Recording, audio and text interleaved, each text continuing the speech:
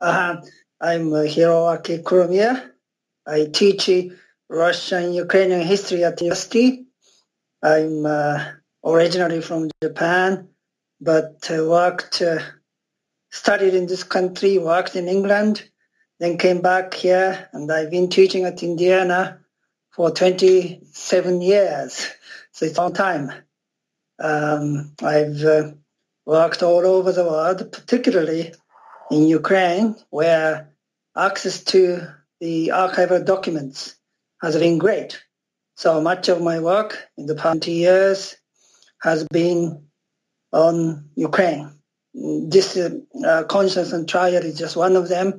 I've written a book on the Donbass. I've written a book on Stalin's Great Terror, and maybe some others. But this is the last book I've written on Ukraine. I've written some other books, but that's another story.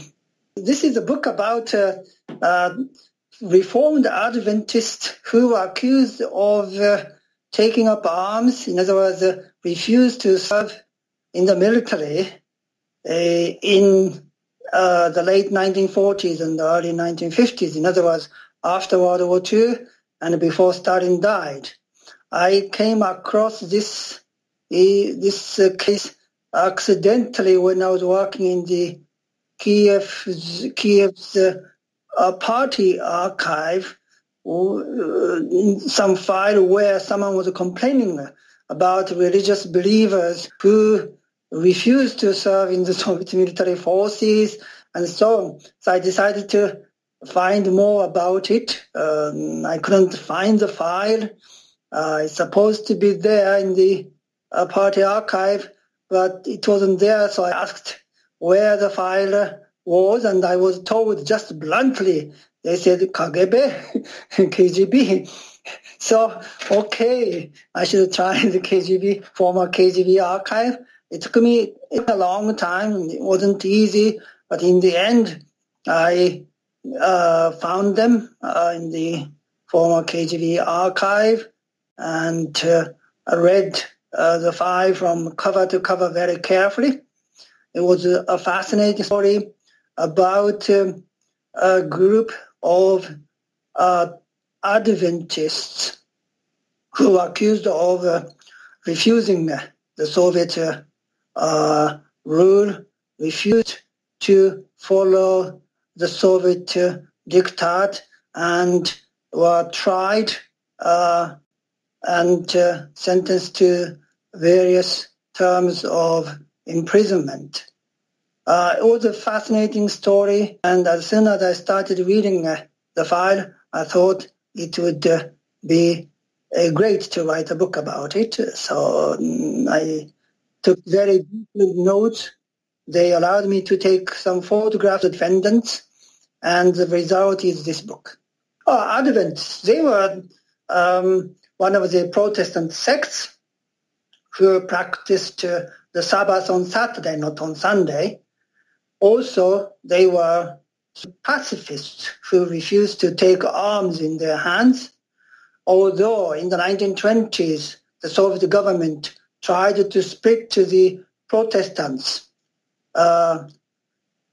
forced them to accept the Soviet power, and those who refused to accept the Soviet power went underground. And these people whom I've described were accused of being underground practitioners of their sectarian belief, which refused the Soviet government. That was the accusation. Although whether they actually refused to acknowledge the Soviet government, whether they actually refused to join the military forces, is not entirely clear. I analyzed that question in my book. But Adventists were a small minority Protestant sect in Ukraine, which came to Ukraine mainly by German colonists, I think before the Soviet regime. But numbers were limited. Numbers were small. Nevertheless, they were devoted, pious believers and they were remnants of those who refused to toe the line of the Soviet government. As far as I know, this was not public, and the defendants were basically nameless poor people who seem to have posed no, serious political threat to the Soviet regime. So this trial was quite different from the short trials we know of the old Bolsheviks that took place in 1937 and 38, and the similar short trials that took place in Ukraine and Russia and elsewhere in the 1920s and 1930s. So it was quite different. Yes, there are, minor, I know, minor, major, it's hard to tell, but it was extremely revealing of the larger scheme of Soviet political repression under Stalin. We all know that most of these trials tried innocent people. Now, whether they were entirely innocent is not entirely clear. We certainly know that they were believers, but the crimes they were accused of committing were not really proven to have been committed by the defendants. But what is revealing is this. Probably the most important, there are a number of important things, but to me, the most important thing that, or I might say one of the most important things that this trial revealed was the Soviet secret police use of provocateurs. And I suggest in this book that the chief defendant, called Bilokon, was probably a Soviet secret police agent. So the chief defendant was probably tasked by the secret police to find Adventists or Reformed Adventists, form a quasi-group of believers, find as many as possible, and have them repressed. So there are many peculiarities. His photograph is not in the file. Whether he was actually sent to the Gulag is not clear. Throughout the trial, he didn't speak at all. Why he didn't speak, we don't know. Maybe the secret police fear that the chief defendant, might reveal some secret, or he may have not had the courage to confront the members, so-called members whom he was alleged to have recruited. We don't know, but all indications suggest that he was a police provocateur, police agent. So the extent to which the Soviet secret police went to find believers and prosecute them was simply just extraordinary. There are so many hidden aspects, hidden operations that were inherent in these activities under Stalin until the very end of Stalinist rule. So that was, to me, the most important finding of this book. As far as I know, there is nothing in the literature on religious persecution, on political terror. There was nothing. It's really, I found this by accident. So I was pleased with my accidental finding, but as far as I know, it is utterly unknown. And I suspect that there are many similar cases like this case. So I believe that this is just the tip of the iceberg of late Stalinist persecution of the believers in Ukraine and elsewhere. Well, we don't know. Many of them, as far as I know, all of them were sentenced. All of them were sentenced to different, various terms of imprisonment in the Gulag. After that, we don't know anything about them, really. Some of them, at least one or two, did survive and tried to have their sentences annulled. towards the end of the Soviet regime and in the early stage of the independent period. But otherwise, we virtually know nothing about what happened to them. We certainly don't know what happened to the chief defendant, who I suggested was a police provocateur. There are many other sectarians. Baptists were the largest sectarians, I think, in Ukraine and the southern part of Russia. The Adventists were small Protestant minorities. There were some Jehovah's Witnesses were very, very few because most of them were deported. Adventists, probably several hundred to several thousand, somewhere in my book, but I don't remember the exact figure. I'm sorry, yes. Yes, there are many, many people working, and in the next 5, 10, 15 years, there will be many more works published, I'm sure. And that is because the secret police archive, called now SBU archive, is virtually open, which means that anyone interested in the files have access to them, which was not really the case when I was working in Ukraine in the 1990s and 2000. But since the revolution, I think there was a decree to open the SBU archive. So yes, as far as I know, there are many people now working in the secret police archive, and I expect many, many books will be published in the future.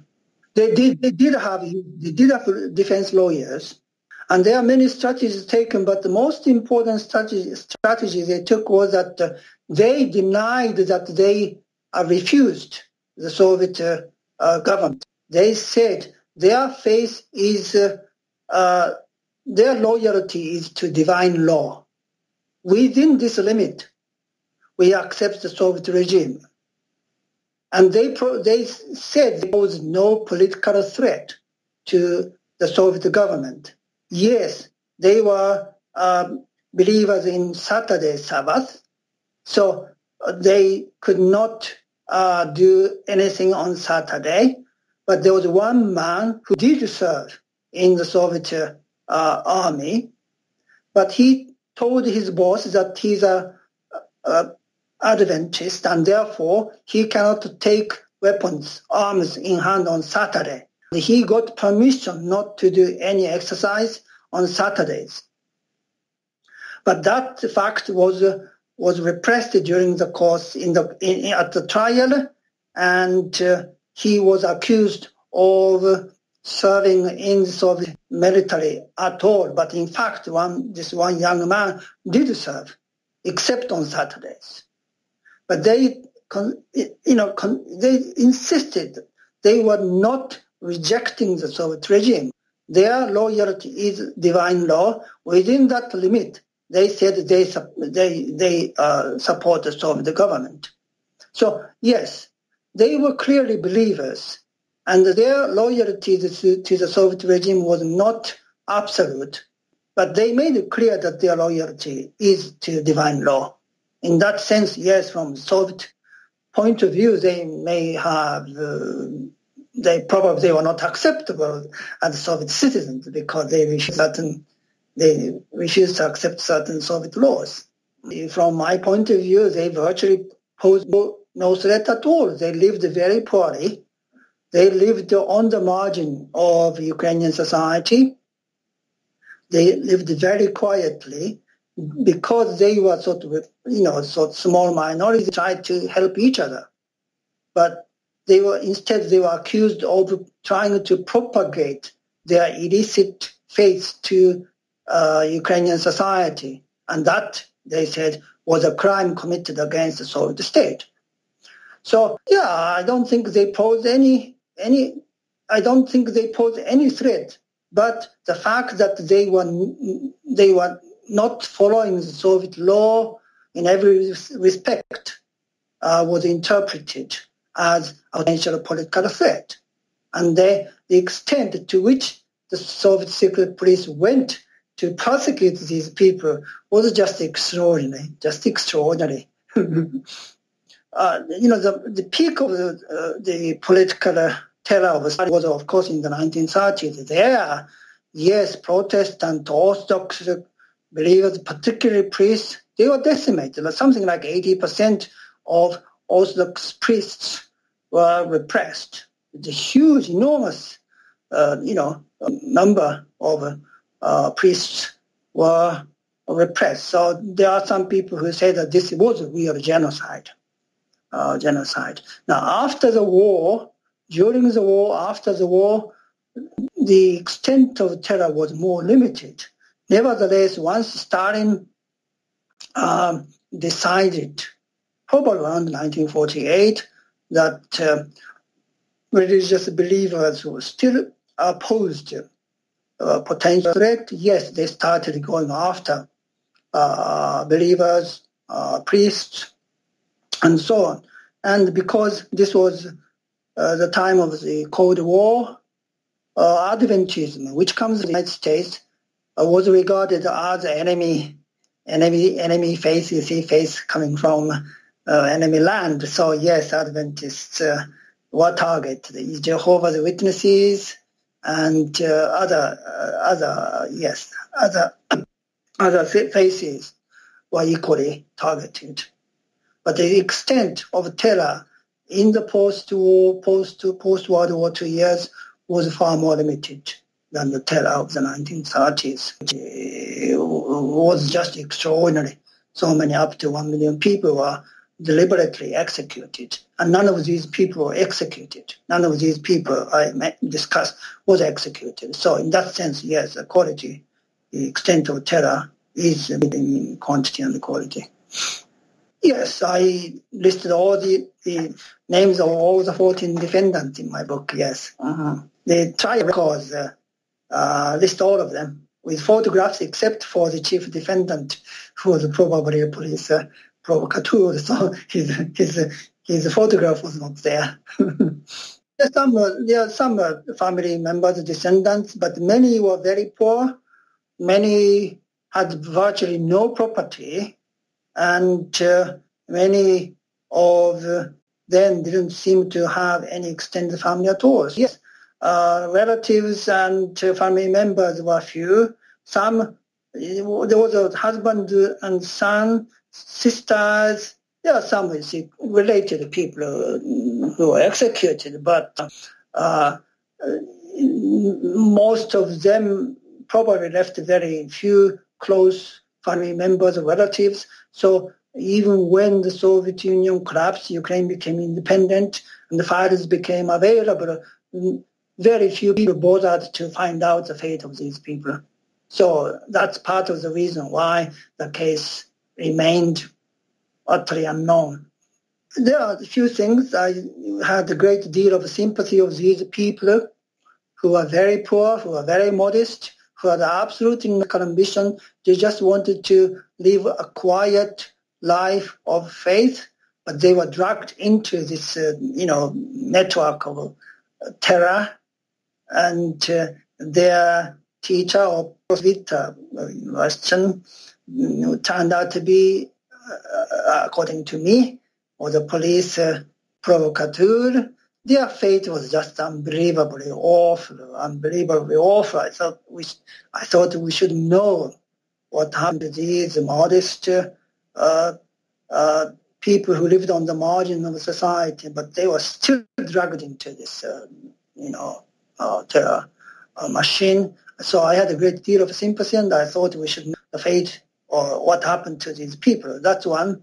Second one is probably the extent of terror the Soviet system inflicted on ordinary people, not just on famous people and powerful people, but on people who, in my judgment, pose absolutely no threat. Nevertheless, the police went after them. Why? I think we needed to ask such questions. So I'm not giving an answer, but I think this is a way to pose a question. And the third one, what was I trying to say? The third one was the practice. This case reveals some practices the Soviet secret police used. Of course, we know torture, deception, and all other things. But what is most difficult to understand, what is least known about the practice the Soviet police used, is the use of provocateurs. They wanted to root out any source of dissent and resistance, and they really went to great lengths to find out who could be a potential threat. And in order to do that, and of course many people knew that speaking out would be dangerous. So many people kept quiet, and certainly these defendants were very quiet.